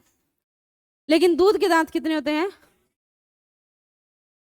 18, 20, 22, 28, क्या 28, 20, 20, 20, ठीक है 20। चलिए 20 दांत होते हैं दूध के, जो दांत होते हैं मिल्क टीथ, वो उनकी संख्या कितनी होती है? 20 होती है। और वो कितने होते हैं? 32। यानी कि कितने दांत जो है वो नहीं आते हैं? 12। 12 टीथ हो गए ना, 12 टीथ। वो कौन कौन से हैं वो भी हम देखेंगे। लेकिन ये तो बता दो कि दूध के दांत जो आते हैं वो कौन सी एज में आते हैं? कब आने शुरू होते हैं? ऐसा कोई है जिनके अभी दूध के दांत नहीं गिरे हों? कोई है ऐसा? है? है? एक दो दिख रहे हैं मुझे, मैं नाम नहीं लूंगी। आप बताइए। नाम इसलिए नहीं लूंगी क्योंकि मुझे नाम पता नहीं है। बताइए मुझे कितनी? 6 महीने का जो शिशु होता है 6 मंथ्स में आने स्टार्ट हो जाते हैं मेनली। और लगभग लगभग कब तक रहते हैं? 6 साल तक, 6 ईयर्स तक। और 6 साल के बाद वो दूध के दांत गिरते हैं और फिर नए आने स्टार्ट होते हैं। आफ्टर क्या कह रहे हैं? 6 साल का बालक कौन है? तो आप लोगों को क्या लगता है आप क्या हैं? आपने वर्ड सुना? टाबर हैं सभी, आप टाबर हैं। टाबर ही कहते हैं। हैं? आप ही बताइए क्या कह रहे हैं? आप क्या पूछ रहे थे? कुछ पूछ रहे थे? नहीं। 6 साल के बाद जो होते हैं बुढ़ापे तक वो परमानेंट टीथ होते हैं, लेकिन संख्या भी आपको। लेकिन आपका ये क्वेश्चन इतने नहीं आएंगे। सिंपल क्वेश्चन जो आएगा वो आएगा, आपसे पूछा जाता है डेंटल फॉर्मूला क्या होता है, दांतों का फॉर्मूला। अगर आपको क्वेश्चन में मेंशन नहीं है कि बच्चों का दूध के दांत का फॉर्मूला, तो आप हमेशा हमेशा जो आंसर दोगे ना परमानेंट टीथ वाला दोगे। जब परमानेंट टीथ का फॉर्मूला होता है ना, दंत सूत्र, जो परमानेंट टीथ का फॉर्मूला होता है यही आपका आंसर रहेगा हमेशा। लेकिन अगर क्वेश्चन में वो मेंशन कर दे,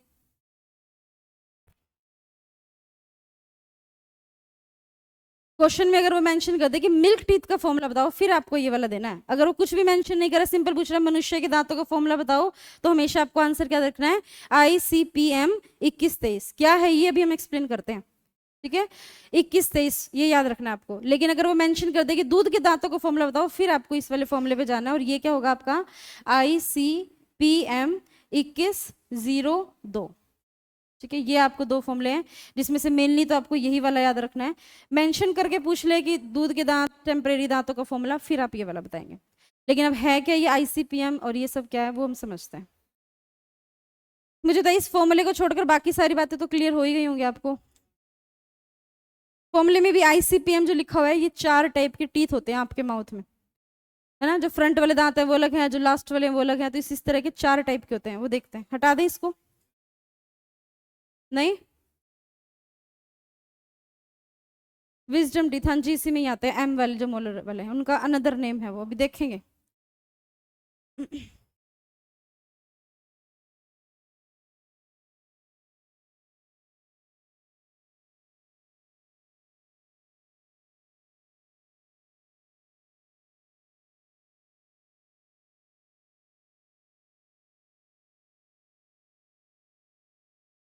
बताइए हटा दे क्या?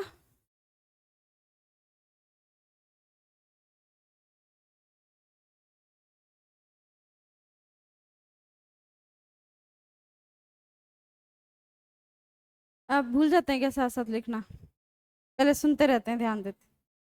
आपके साथ वाले का पूछो क्या? हाँ जी। 1 सेकंड क्लास, हाँ जी। समझ आया किसी को? बताओ। 1 मिनट, एक एक एक बताओ, एक जना क्या कहा है? समझ? 1 सेकंड, 1 सेकंड, 1 सेकंड क्लास। अच्छा ठीक है, चलो आप गुस्से में छो में आ रहे हो क्या आप? कोई बात, चलो मुझे नहीं बताता, चलिए सॉरी। चलिए आप लिखिए, अभी लिख लिया ये आपने। आगे के लिए मैं ध्यान रखूंगी। छो में बताओ, बैठ जाओ बैठ जाओ, समझ गई। सुनिए मेरी बात, साथ साथ मैंने इसलिए बोला क्योंकि मेरे हिसाब से काफी स्लो स्लो बातें हो रही थी, तो आप थोड़ा थोड़ा लिख सकते थे। बट अगर ऐसा नहीं है, कोई प्रॉब्लम नहीं है, लिखने का पूरा पूरा टाइम मिलता है, ऐसी बात नहीं है। आपकी आवाज आ नहीं रही है, बट मैं समझ गई, आपकी भावनाएं मुझ तक पहुंच गई हैं। आगे से ध्यान रखें, बैठ जाओ। चलिए, ये हो गया ना आपका, ये तो लिख लिया। ये नहीं हुआ, अच्छा इसीलिए गुस्से में आ रहे थे, लिख लो फिर आप। Class please silence. चलिए समझ सकते, मैंने तो पूछा है, मेरे को लिख लिया क्या? क्योंकि यहाँ सभी खाली बैठे थे, सबने लिख लिया था, तो मुझे इसलिए लगा। हाँ, वो तो मुझे भी पता है। तुम्हारे तुम्हारे कोई नहीं करने से नहीं होगा, वो तो मुझे पता है, कोई नहीं। चलिए, मेरे को लगा खड़े को बोले कुछ इंपॉर्टेंट क्वेश्चन पूछा होगा जो मुझ तक नहीं पहुंच रहा है, पर चलिए। ICPM की फुल फॉर्म जानता है कोई? बहुत सारे प्राणी हैं। ठीक है, हिंदी में भी बताओ ना, अच्छे हिंदी में बताएं चारों के नाम। हो गया क्या? पहले उनसे हाँ भरवाओ, तभी आगे चलेंगे। हो गया? चलिए। चलिए, अब कोई भी लिखता हुआ नजर ना आए, पहले सारे सुन लो, ध्यान से सुनो, 2 मिनट लगेंगे, फिर सारे लिख लेना बाद में। पहले समझते हैं, कोई लिखता हुआ फिर नजर ना आए। कुछ साथ साथ लिखते हैं, कुछ बाद में, फिर वो सिस्टम नहीं बनता। कोई भी नहीं लिखेगा, सिर्फ सुनेंगे, जब तक कोई लिखेगा नहीं, मतलब जब तक बोल रही हूँ मैं, कि जब मैं बोलूँ लिखो तब आप लिख लेना। क्लियर है? आपके सुनिए बस, अब आपके जो हमने फॉर्मूला देखा, कौन सा फॉर्मूला देखा? परमानेंट टीथ का क्या फॉर्मूला था? IC। अब क्या है ये फॉर्मूला, इसको समझेंगे। उससे पहले तो हम इसमें क्या जानते हैं, इसकी फुल फॉर्म जानते हैं। आई से क्या हो गया? 4 तरह के दांत होते हैं। आई से जो होते हैं इंसीजर्स, इंसीजर्स को आप हिंदी में क्या कहते हैं? कृंतक, कृंतक दांत होते हैं इंसीजर्स। और सी से क्या होते हैं? केनाइंस, केनाइंस टीथ जो होते हैं, जिसको आप हिंदी में क्या कहते हैं? रदनक के नाम से जानते हैं। और पी से होते हैं आपके प्री मोलर्स, प्री मोलर्स को आप हिंदी में कहते हैं अग्र च वर्णक दांत होते हैं। और एम से जो होते हैं, these are known as molars, यानी कि चौर्णक नहीं, च वर्णक। ठीक है, च वर्णक, बस ठीक है। अब ये 4 टाइप के नाम लिखे हैं अभी हमने, लेकिन इनमें क्या डिफरेंस है, ये कितनी कितनी संख्या में है, कहाँ पर होते हैं, ये सारी बातें हम समझते हैं। पहले समझो, मैंने बोला साथ साथ लिखना नहीं है। हमने कहा हमारे माउथ में जो टीथ होते हैं वो दो पार्ट्स में बटे होते हैं, ऊपर और नीचे, इस तरीके से होते हैं, ऊपर की तरफ होते हैं और नीचे की तरफ होते हैं। टोटल टीथ कितने होते हैं बताइए? 32। हम इसकी बात करेंगे जो परमानेंट टीथ है ना, फिर वो वाले दूध वाले दांत 20 वाले तो अपने आप समझ में आ जाएंगे। उसमें से बस ये बता देंगे कि 12 दांत कौन से नहीं है। 20 तो उसमें होते हैं, 12 नहीं होते हैं, वो कौन से नहीं वो बता देंगे। पहले हम 32 दांतों का समझ लेते हैं कि 32 दांत हमारे माउथ में कैसे होते हैं। सीधी सी बात है, अगर टोटल 32 हैं तो ऊपर और नीचे 2 पार्ट्स में बटे हुए हैं, तो ऊपर कितने होंगे? 16, और नीचे भी कितने होंगे? यहाँ तक कोई समस्या किसी को? क्लियर है? अब हम बिल्कुल सेंटर से बीचों बीच, अगर हम बिल्कुल सेंटर से अगर डिवाइड करें, यहाँ बिल्कुल फ्रंट से, तो ऊपर 16 है, तो इस तरफ कितने रह जाएंगे? और इस तरफ भी कितने? 8। सेम ऐसे यहाँ पर। तो हमने टोटल 32 दांतों को कितने इक्वल पार्ट्स में डिवाइड कर लिया है? 8 चौक 32। ठीक है, अब फॉर्मूला देखो, फॉर्मूले में ऐड करो, 2 और 1 कितने? 3, 3 और 2 कितने? 5 और 3 कितने? 8। तो ये 8 जो है ना, वो एक साइड वाले हैं, यही सेम इधर, यही सेम इधर, और यही सेम इधर हो जाए। इतनी बातें सबको समझ में? अभी बटे कैसे होते हैं वो और देख लेते हैं। ICPM, ये ICP और M वाले जो होते हैं बिल्कुल लास्ट में होते हैं, ऊपर भी दोनों तरफ, नीचे भी दोनों तरफ। सेम ऐसे यहाँ पर होंगे ICP, और ये कौन से रहेंगे? M। सेम इधर ICPM, और ये भी ऐसे ICP। और बताइए कोई डाउट? इस तरीके से बटे होते हैं, यानी कि जो ये वाला जो पोर्शन है, ये वाला कौन से वाला है आपका? फ्रंट वाला है पोर्शन, जो सामने वाले दांत है। जो सामने वाले ऊपर और नीचे वाले जो दांत है, वो कौन से वाले होते हैं आपके? इंसीजर्स। क्या काम होता है इनका, इन दांतों का? जैसे कि अगर आपको कोई एप्पल या कोई भी अमरूद या कोई भी फ्रूट खाने को दे, तो आप सामने से बाइट करते हैं, कट करते हैं। तो जो ये सामने वाले दांत होते हैं, इनका काम होता है बाइट करना या कट करना, यानी कि काटने का काम होता है इनका काम। ठीक है, लेकिन केनाइंस जो दांत होते हैं, ये आगे वाले हैं, इधर वाले ना, ये ये नुकीले से दांत होते हैं। बेसिकली अगर आपको लेग पीस खाने के लिए दिया जाए, तो आप लेग पीस सामने से तो नहीं खाएंगे, आप साइड वाले दांतों से खाएंगे। कुछ लोगों के तो ऐसे खुश हो गए हैं, राल निकल रही है कि भाई हाँ लेग पीस के, तो कुछ लोगों के मुंह बन रहे हैं कि क्या बोल दिया है। चलो हम एक वेजिटेरियन एग्जाम्पल लेते हैं। हाँ, गन्ना, गन्ने की अगर हम बात करें, तो गन्ने को आप सामने से तो नहीं छीलते हैं, आप साइड वाले दांतों से छीलते हैं। तो जो साइड वाले नुकीले दांत होते हैं, जो लॉयन में भी होते हैं नुकीले से दांत, आपने देखे तो क्या ही होंगे, वैसे पता होगा, फोन वन में देखें, देखें लाइव, लाइव देखें और बचकर आ गए हैं आप हैं। कुत्तों में होते हैं नुकीले दांत जोन से। तो बेसिकली क्या करते हैं, सुनिए बस क्लास, मांस को चीरने फाड़ने का काम करते हैं। तो कैनाइंस का काम क्या होता है, बेसिकली चीरने फाड़ने का काम होता है, ठीक है, चीरने और फाड़ने का काम होता है। लेकिन जो ये जो नीचे वाले दो दांत है, कौन से, प्रीमोलर मोलर, इनका बेसिकली काम क्या होता है, ग्राइंड करना। ग्राइंड बोले तो पीसना, पीसना जैसे चबाते हैं, या फिर दूसरे शब्द में और क्या बोलते हैं, च्यू करना यानी कि चबाना। ये इनके काम है। लेकिन संख्या कितनी कितनी है वो हमें फॉर्मूला बताएगा। आप बताइए फॉर्मूला क्या कहता है, लिख रहे हो जो साथ साथ, आप मुझे बताइए फॉर्मूला क्या कहता है। 2 1 2 3 है, तो यानी कि आई कितने हैं, 2, फिर 1, फिर 2, फिर ये कितने होंगे, 3। क्लियर हो गया। सेम ऐसे आईसीपीएम 2 1 2 और ये कितने हो जाएंगे, 3। ये भी 2 1 2 और ये कितने हो जाएंगे, 3। सेम इधर 2 1 2 फॉर्मूले के हिसाब से ये हो गए 32 दांत। समझ में आ गया। मैं अगर अब मैं आपसे पूछूं कि कुल कुल मुझे बताओ वो कितने हैं इंसीजर्स, तो क्या आंसर देंगे, टोटल इंसीजर्स बताएंगे। तो टोटल इंसीजर्स ये वाले है ना आपके, कितने हो जाएंगे, 4 है क्या, 8 है। 4 ऊपर है और 4 नीचे। तो कुल इंसीजर्स आपके 8 हैं। कुल कैनाइंस भी आप इसमें गिन सकते हो, लेकिन इसमें गिनने की बजाय आप ऐसे भी तो कर सकते हो, इसको 4 से मल्टीप्लाई कर दो तो कितने हो जाएंगे, 8। कैनाइंस को 4 से मल्टीप्लाई कर दो, 4 एकम 4। प्रीमोलर्स भी कितने हो जाएंगे आपके, 8। और मोलर्स कितने हो जाएंगे आपके, तो इन सबको आप ऐड करोगे तो कितने दांत आ जाएंगे आपके। क्या बातें हो रही है, सबको समझ में आ रहा है ना, कोई प्रॉब्लम तो नहीं है किसी को। इस तरीके से हमारे माउथ में जो है वो टीथ होते हैं। अब जब ये समझ में आ गया, फॉर्मूला समझ में आ गया आपको सारी बातें, तो आप इसमें दूध के दांत का जो फॉर्मूला है उसमें से बता सकते हो कि 12 दांत नहीं होते हैं, वो कौन से नहीं होते हैं। फॉर्मूला बताओ पहले तो, आईसीपीएम 2102। फॉर्मूले को देख के आप कंपेयर कर सकते हो, ये 2123 है और वो 2102 है। ये वाले तो सेम ही है, इंसीजर कैनाइन, इसमें तो कोई फर्क नहीं है। फर्क आपसे अगर यही 4 ऑप्शन दिए हो आपके पेपर में और आपसे पूछे बच्चों में कौन से दांत नहीं होते हैं, तो आप क्या बोलोगे, 4 ऑप्शन ये हैं, तो आप इसमें मोलर नहीं बोल सकते, आप इसमें सिर्फ क्या बोलोगे, प्री मोलर्स, क्योंकि फॉर्मूले में नाम से समझ में आ रहा है, फॉर्मूले से ही, कि इसमें प्री मोलर क्या होते हैं, 0, यानी कि होते ही नहीं है। तो बच्चों में कौन से दांत नहीं होते, प्री मोलर। वैसे कितने नहीं होते, टोटल दांत 32 में से बच्चों में कितने होते हैं, 20। कितने नहीं होते हैं, तो 12। 12 में से प्री मोलर कितने हैं बताओ। प्री मोलर आपने देखे ना अभी, प्री मोलर 2 चौके 8, 8 दांत होते हैं टोटल, तो 8 तो ये वाले नहीं है 12 में से प्री मोलर वाले, ठीक है। तो कितने रह गए, 4। 4 ये वाले कौन से नहीं है, मोलर। कौन से वाले मोलर, देखो अगर मैं इसको ऐसे मेंशन करूं, ये फर्स्ट मोलर है, ये सेकंड मोलर है और ये थर्ड मोलर है, तो फर्स्ट सेकंड थर्ड कौन से वाला मोलर नहीं, फर्स्ट या थर्ड, थर्ड मोलर सबसे लास्ट वाला, जो लास्ट वाला होता है ना, थर्ड वाला मोलर, ये जो है ये लास्ट वाला, ये बच्चों में नहीं होता है, सबसे एंड वाले। यानी कि ऊपर के जो चारों कोने वाले, 2 ऊपर कोनों में बिल्कुल एंड में, 2 नीचे वाले, ये बच्चों में नहीं होते। मतलब इन्हीं को ही हम थर्ड मोलर कहते हैं, इन 4 टीथ को थर्ड मोलर। और इसी को ही दूसरे नाम से आप और क्या कहते हैं, आप इधर बोल रहे थे विजडम टीथ, अकल वाले दांत कहते हैं। तो बच्चों में ना तो अकल होती है, ना ही उनमें अकल वाले दांत होते हैं, ठीक है। और जब ये आते हैं, इनकी वैसे कोई ना फिक्स एज नहीं है, क्योंकि मैंने अपनी लाइफ में, जैसे मैंने बहुत सारे स्टूडेंट्स के देखे हैं ऐसे, 16 साल 17 साल की एज में ही उनको अकल वाले दांत जो है वो आ गए हैं, विजडम टीथ आ गए हैं। लेकिन ऐसे से टीचर्स भी देखे हैं 29 की एज हो गया, अब तक भी अकल वाले दांत जो है वो नहीं आए हैं। तो मेरी तरफ में देखो, मेरे आ चुके हैं, ठीक है। मैं बाकी की बात करें, यहाँ पर तो ऑब्वियस सी बात है वो टीचर नहीं है, यहाँ पर तो मेरा फर्स्ट ईयर है जहाँ पर मैं और पढ़ाती हूँ। तो कहने का मतलब इसकी कोई फिक्स एज नहीं है, किसी भी एज में आ सकते हैं इसका विजडम। हाँ, कहीं ना कहीं ब्रेन से सिग्नल आते हैं, ब्रेन में जब हो जाता है थोड़ा मेच्योरिटी लेवल, ये मैंने देखा है।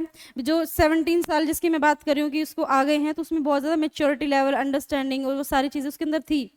मतलब पढ़ने में भी था, हर चीज़ में मतलब उसके अंदर था, तो कहीं ना कहीं लिंक है। क्या पता कि हाँ, वो पेन होता है जो आप बोलते हैं ना, पेन होता है, अकल जाड़ आ रही है, वो आप घर जाके आराम से बैठ के गिन के देख लेना, आपको पता चल जाएंगे, बताना। मेजोरिटी ऑफ द स्टूडेंट्स ऐसे होंगे जिनके अकल जाड़ आए होंगे, नहीं आए होंगे, आ गए होंगे, पता नहीं, कल बता देना फिर मुझे, ठीक है। क्लियर है इतनी बातें, लिख ली अभी अभी आप इसे लिख ले, लिख ली नहीं, लिख लो अब आप इसको, ठीक है। अब सभी लिख लें, अब सबको इक्वल टाइम मिलेगा, कोई प्रॉब्लम नहीं। कोई डाउट है तो आप पूछ लीजिए, जहाँ पे ना समझ में आए रिपीट करना हो वहां पर बता देना।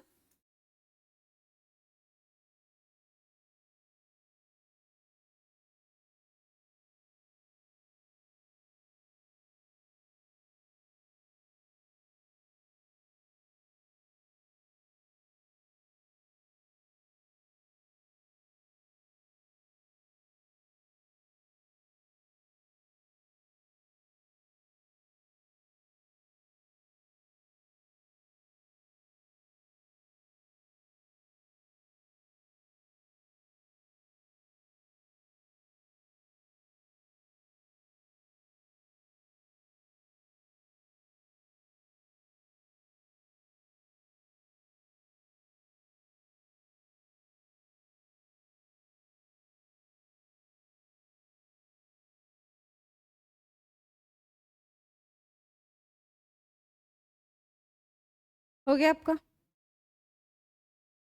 उनसे पूछा मैंने, आप ना वो आप करें कंटिन्यू।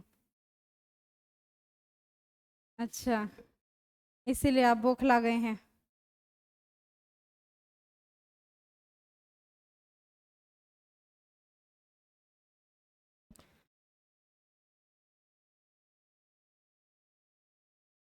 इसमें भी कहते हैं कि जैसे किसी को दांत में दर्द है या कुछ प्रॉब्लम, उसका भी झाड़ा लगता है, ऐसा इसमें भी होता है क्या? है? वैसे आप में से ईमानदारी से कौन कौन जो झाड़े में विश्वास करते हैं एक्चुअली में? अब कोई भी नहीं करेगा, एक दो चार पांच छह जने जिनको ऐसा लगता है कि एक्चुअली में लोग झाड़े से ठीक होते हैं, होते हैं। कैसे होते हैं ये भी पता है? हैं? अच्छा। अच्छा, अगर आपको ऐसा विश्वास है कि ठीक हो जाएंगे तो हो जाते हैं, नहीं तो नहीं होते। Positive vibes.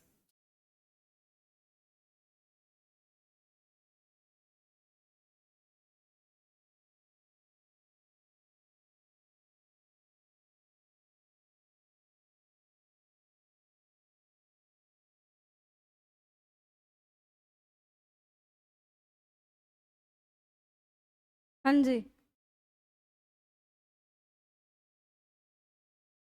हो गया क्या? नहीं।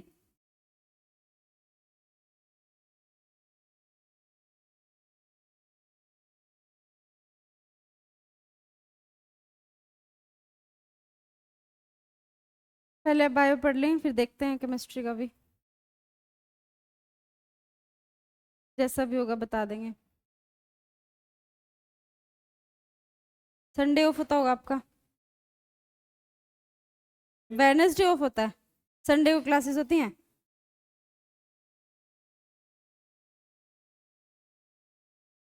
वेडनेसडे को मोबाइल मिलता है? अच्छा। अच्छा, पूरे वीक में आपको एक दिन वेडनेसडे को मोबाइल मिलता है? फिर आपको जैसे मोबाइल मिलता है आप क्या करते हो सबसे पहले? हैं? एक एक करके बताओ ना। रील्स देखते हैं? दादी को फोन करते हैं अपनी? बाबू से फोन करते हैं? कौन सा बाबू? अब बाबू मतलब फादर ही, अब वो वाला बाबू कौन सा? अच्छा वो। अच्छा चलिए। कैसे दुष्ट प्राणी हैं, मतलब हैं आपके बाबू बाहर हैं सबके? अच्छा, उन्हीं के लिए आप इंस्पेक्टर बनने आए हैं यहाँ पर? चलिए। महान हैं आप लोग।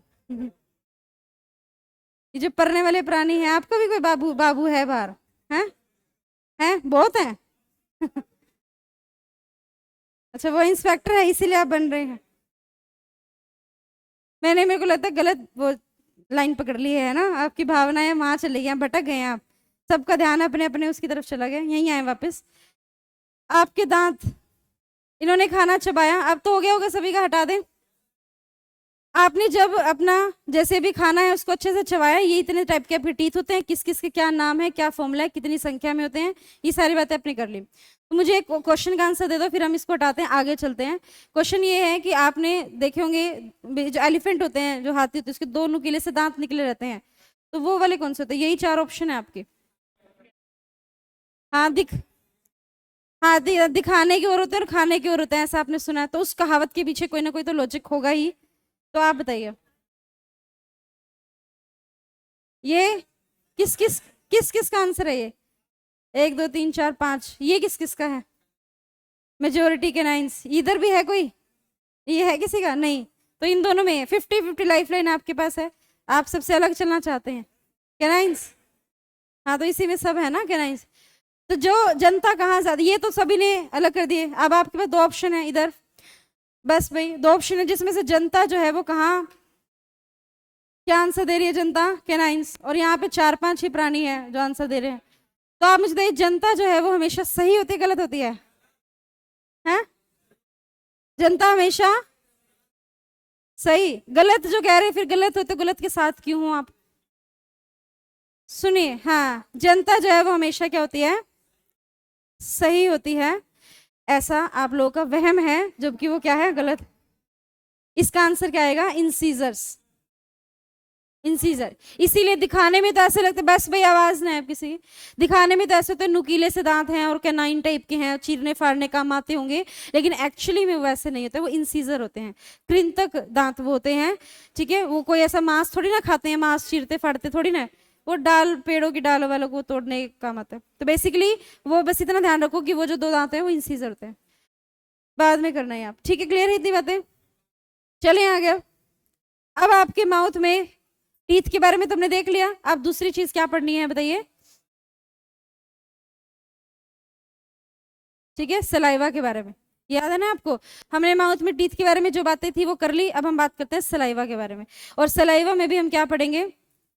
आपकी लार, लार के बारे में भी क्या पढ़ेंगे? एंजाइम्स के बारे में लिखेंगे, हेडिंग डालेंगे। हाँ जी, टाइम नहीं है आपका ना, 11 बजे आएंगे सर, वो नहीं पढ़ सकते क्या और 15-20 मिनट? हाँ जी, थोड़ी देर कंटिन्यू करते हैं, क्योंकि फ्री बैठने से तो अच्छा है थोड़ा बहुत पढ़ लो आप, सर की क्लास वहां पे। हाँ, इसको करो कंप्लीट पहले।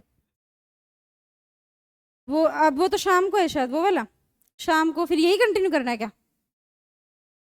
सलाइवा यानी कि लार, आप सभी होंगे क्या शाम को भी? लार सलाइवा के बारे में बात करते हैं। इसी के लिए ना एक और वर्ड आपको याद रखना है, जब कभी वर्ड आता है इसी को टाइलिन के नाम से भी जानते हैं। टाइलिन वर्ड कभी आता है तो वो सलाइवा से ही संबंधित होता है, टाइलिन।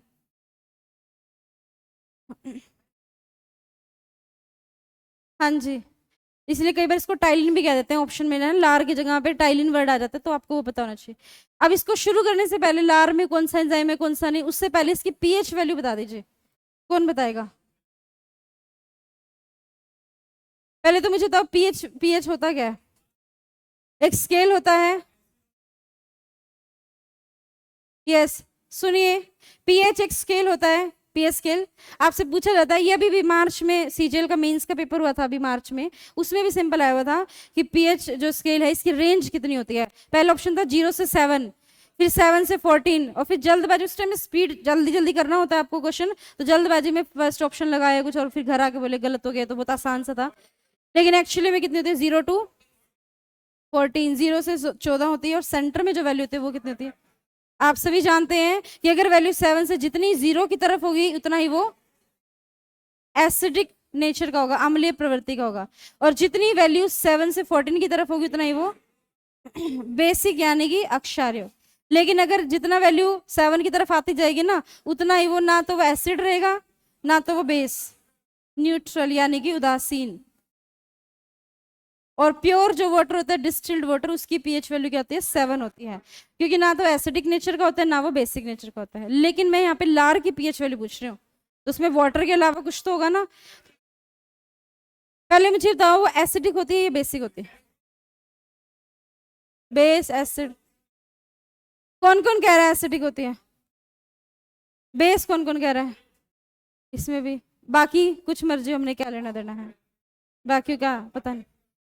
चलिए देखते हैं, उसको देखने से पहले बस भाई एक तो अब है ना थोड़ा आंसर दिया करो बस, एक्स्ट्रा मत बोला करो, एनर्जी वेस्ट कर रहे हो, शाम को पढ़ना है आपने, है ना, फिर आपने बुधवार को वेट भी करना है। अब मुझे समझ में आया बुधवार का क्या कॉन्सेप्ट है।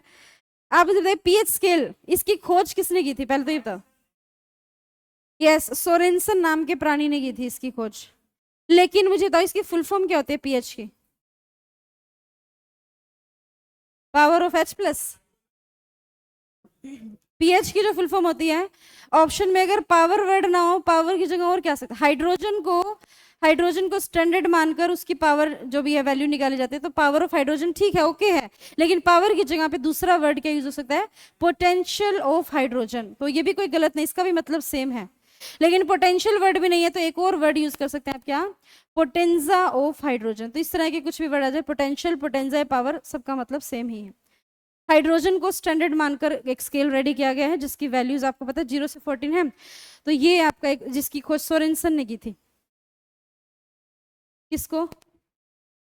क्षमता, पावर। पावर का मतलब होता है पावर, पोटेंशियल का मतलब होता है क्षमता, पावर, क्षमता ही बोलेंगे ना इसको हिंदी में। हाँ, शक्ति। हाइड्रोजन की ये पावर का मतलब जो होता है ना, वही सेम पोटेंशियल का मतलब होता है। शक्ति तो नहीं बोलेंगे। हाँ, बेस अक्षार, जैसे कि आप कभी नहाते नहाते तो होंगे ही आप, खैर नहाते नहाते जब आप साबुन लगाते हैं तो कई बार साबुन मुंह में चला जाता होगा, कैसा टेस्ट आता है? गए हैं कभी साबुन? खाया है कभी साबुन? नहीं। बेस, बस भाई बेस क्या होते हैं? बिटर, कड़वे होते हैं टेस्ट में। जैसे कि सुनिए इसका एग्जाम्पल बताते हैं, जैसे कि आप जैसे अभी मान लीजिए बैठे हैं, कोई अचानक से कोई भिरड़ या मधुमक्खी काट लेती है, तो जैसे ही वो डंक मारते हैं तो आपको एकदम से पेन फील होता है, जलन सी महसूस होती है। क्यों? क्योंकि उनके डंक में क्या होता है? एसिड होता है। और जब वो एसिड होता है तो आप आसपास क्या ढूंढते हैं? कोई लोहे की चाबी या कुछ भी मिल जाए ऐसा, तो आप उस पर लोहा रगड़ते हैं। तो ये जो लोहा है, ये कोई भी जरूरी नहीं कि लोहा ही रगड़ो, आप तिजोरी में से निकाल कर सोना भी रगड़ सकते हैं। वो बस नहीं रगड़ते, धातु कोई भी हो सकती है, धातुएं, मेटल्स, लोहा, सोना, चांदी, ये सब जो मेटल्स हैं ये बेस का काम करते हैं, अक्षार का। ठीक है। और जब आप उस पर रगड़ते हैं, यानी कि अभी उसकी आपकी स्किन में क्या गया? एसिड गया अभी अभी, और उसके ऊपर आपने कोई चीज रगड़ी है, यानी कि वो बेस का काम करती है।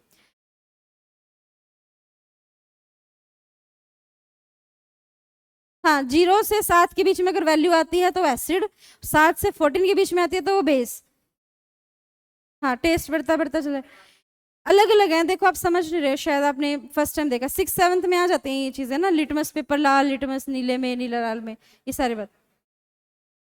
चलिए सब कोई बात नहीं, सुनिए।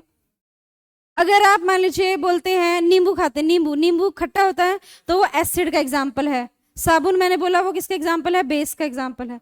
और बेस का एग्जाम्पल, करेले में जो कड़वाहट होते है उसका रीजन अलग होता है। करेले में कड़वाहट का रीजन अलग होता है। हाँ, हो सकता है। हाँ, ये सब है, सोडियम हाइड्रोक्साइड, ये सब बेस। सुनिए, अच्छा चलो सारी बात छोड़, इनो पता है सभी को, इनो लेते हो आप? इनो, एसिडिटी हो जाती है तो आप इनो पीते हैं। इनो के अंदर क्या होता है? बेस होता है। क्योंकि एसिड बढ़ जाता है तो बेस उसको क्या कर देता है? न्यूट्रल कर देता है। ठीक है, बाकी चैप्टर है आपका केमिस्ट्री में एसिड और बेस का कंप्लीट, जिसको हम वहां पर बहुत ज्यादा डिटेल में पढ़ेंगे एग्जाम्पल्स के साथ। ठीक है। फिर भी अगर किसी कोई डाउट रह जाए तो आप 12 साढ़े 12 से क्लास खत्म होते हैं, कोई डाउट है तो आप अलग से भी आके पूछ सकते हैं। इतनी बातें समझ में आई हैं? आपने ये देखा कि ये पीएच स्केल होता है जिसकी रेंज 0 से 14 है, और ये सारी बातें आपने देखी। इसकी खोज की थी सोरेनसन ने, इसकी फुल फॉर्म है पावर ऑफ हाइड्रोजन, या हाइड्रोजन को स्टैंडर्ड मानकर उसकी क्षमता जो भी है वो मेजर की जाती है इस तरह से। लेकिन हम बात करते हैं लार की, जो आपके माउथ में लार बनती है ना, उसकी पीएच वैल्यू, वो पहली बात तो वो क्या होगा? एसिड होगा। क्यों? क्योंकि उस लार में क्या पाए जाते हैं? एंजाइम होते हैं जो खाने को पचाने में मदद करते हैं। और जब वो खाने को पचाने में मदद करते हैं, एंजाइम होते हैं, तो उसकी पीएच वैल्यू आपको याद रखनी है 6.4 से लेके 6.8 के बीच में आती है। ये हमने एक वैल्यू फिक्स क्यों नहीं लिखी? क्योंकि फिक्स होती नहीं है।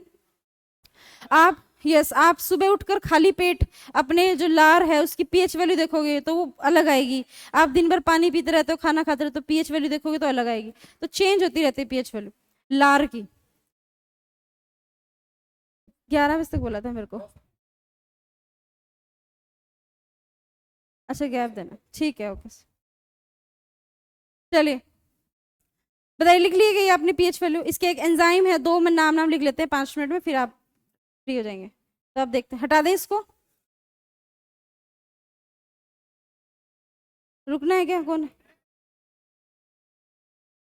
चलिए बाद में आप देखिए जो एंजाइम होते हैं लार में वो कौन से एंजाइम होते हैं।